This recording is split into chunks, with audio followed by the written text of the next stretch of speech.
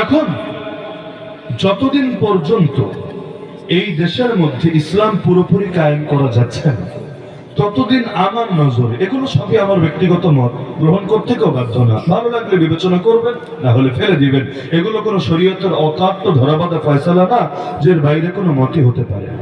ততদিন পর্যন্ত আমাদের জন্য সবচেয়ে বড় করণীয় এখন হলো যে রাজনৈতিকভাবে ইসলামপন্থীরা একক শক্তি নিয়ে দেশের ক্ষমতায় যাবে, বাহ্য দৃষ্টিতে আগামী এক যুগেও এটা সম্ভবপর মনে হচ্ছে না।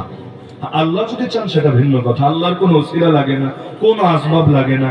আল্লাহ যদি বলেন কুন হও, হ্যাঁ কুন সঙ্গে সঙ্গে হয়ে যায়। কিন্তু আমি স্বাভাবিক হালতকে মূল্যায়ন করে বলছি যে এককভাবে ইসলামপন্থীরা ক্ষমতায় যাবে, গিয়ে সব তন্ত্রমন্ত্র বাদ দিয়ে ইসলামী শাসনতন্ত্র কায়েম করবে, এটা আগামী এক যুগ কি, যদি আমি বলি আগামী 20-30 বছরেও আমার নজরে সম্ভব মনে হয় না, খুব বেশি বাড়াবাড়ি উত্তক্তি হবে না। তাহলে করণীয় কি? যে এই কয়দিন তাহলে বিচ্ছিন্নভাবে যতটুকু পারি চেষ্টা চালাবো, তা চেষ্টা যা চালানোর তা তো চালাবেনই, কিন্তু এই কয়দিন যদি অপেক্ষায় থাকেন, পরবর্তী প্রজন্মরে হয়তো মুসলমানই আর দেখতে পাবেন না।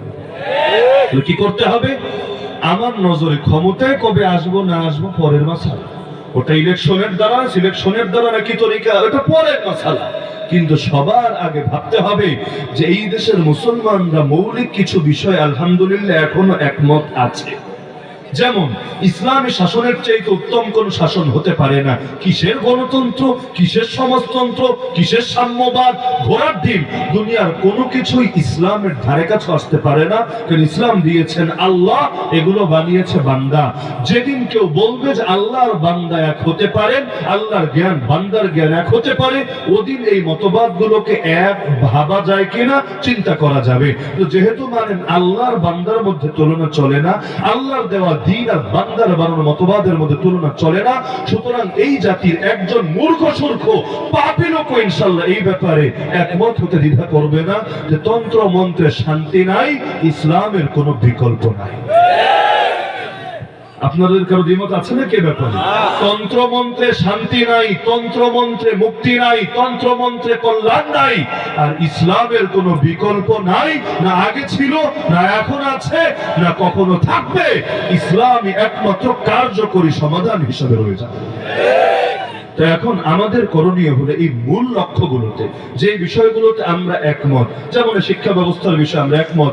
গত বছর আমাদের আন্দোলনের ফলে সব ঘরানার আলেম, কওমি বলেন, সালাফি বলেন, তাবলিগি বলেন, মুরিদান বলেন, যে যে সার্কেলের প্রত্যেকের সম্মিলিত আন্দোলনের দ্বারা আলহামদুলিল্লাহ পরিবর্তন এসেছে নাকি আসে নেই?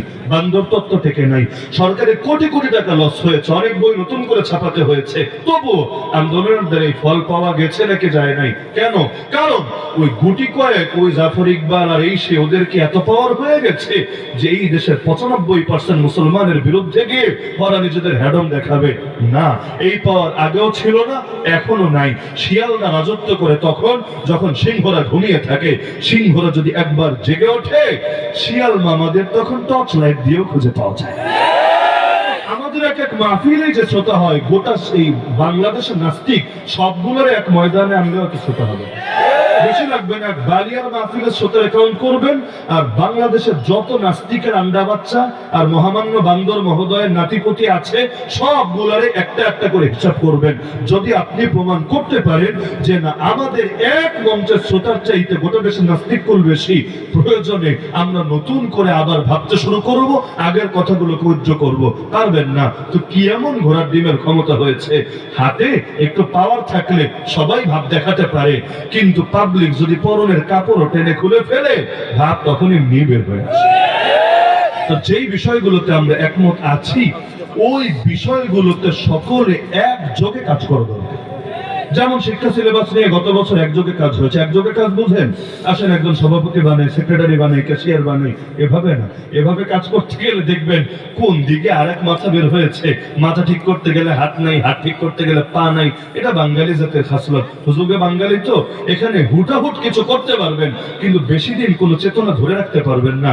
বাংলাদেশে অনেক দলের রাজনৈতিক আন্দোলন ডাব্বা মারে এই কারণে, কারণ কোন জাতির নিয়ে ফিল্ডে নামতে গেলে জাতির পালস আগে বুঝতে হয়। তো এখন ইতিহাস পড়বা পাঠান জাতির আর প্রয়োগ করবা বাঙালি জাতির উপর, এটা হবে না। ইতিহাস সামনে রাখো, ইতিহাস সামনে রেখে ফাতাবিরু ইয়া উলিল আবসার, জাতিকে বোঝো। এই জাতির হুজুগে গুণটা আছে, আলহামদুলিল্লাহ বলুন। আলহামদুলিল্লাহ কেন বললাম? নাউজুবিল্লাহ বলা দরকার না রে ভাই, নাউজুবিল্লাহ না, আলহামদুলিল্লাহ। জাতিগত খাসলতে খারাপ নজরে দেখার কিছু নাই। এই হুজুগটা এত খারাপ না, বরঞ্চ এই হুজুগটারে যদি কেউ কাজে লাগাতে পারে অল্প সময় বিরাট বড় ফলাফল পেয়ে যাবে। কিন্তু যদি ভাবে না মাঠে নামে লং টাইম ধৈর্য ধৈর্য ধীরে ধীরে কামে লাগাবো, তোমারও খুঁজে পাওয়া যাবে না, কর্মীরও খুঁজে পাওয়া যাবে না। কিন্তু হুঠাৎ যদি কেউ কিছু করতে পারে, পারবে অতি সহজেই ইনশাআল্লাহ। আবাল বৃদ্ধ বনিতা গ্রামের মহিলা কেউ বাদ থাকবে না। এই যে আমাদের মধুপুরে পীর সাহেব হুজুরকে গ্রেফতার করতে যখন গিয়েছিল, যে সময় আমরা সকলে কারাগারে, এখন হুজুরের বাদ দিয়ে আমাদের শুধু কারাগারে রাখবে কেমনে? গ্রেফতার করতে গিয়েছিল, কিন্তু এলাকার বুড়া বুড়ি নওজোয়ান পিচ্চি ট্যাবলেট ক্যাপসুল যা আছে, যা আছে, বটি বলেন, দাও বলেন, ঝাড়ু বলেন, লাঠি বলেন, এমনকি হিন্দু মহিলারা পর্যন্ত রাস্তায় নেমে এসেছে। আমাদের পীর সাহেবকে গ্রেফতার করবি, তারা কত ধানে কত চাল, আজকে তোদেরকে বুঝাবো। একবার না কয়েকবার গিয়েছে পীর সাহেব গ্রেফতার করবে বলে, কিন্তু এক মুকুটহীন সম্রাট আল্লাহ তাকে বানিয়ে দিয়েছেন, পারে নাই, বরং প্রতিবার ফিরে আসতে বাধ্য হয়েছে। এখন আপনি চিন্তা করেন তৃণমূলে কি পরিমাণ কাজ করলে। এমন আলেম বাংলাদেশে আছে, নাম বলবো না, এলাকার মানুষ তারে ভালো মতো চেনেই না।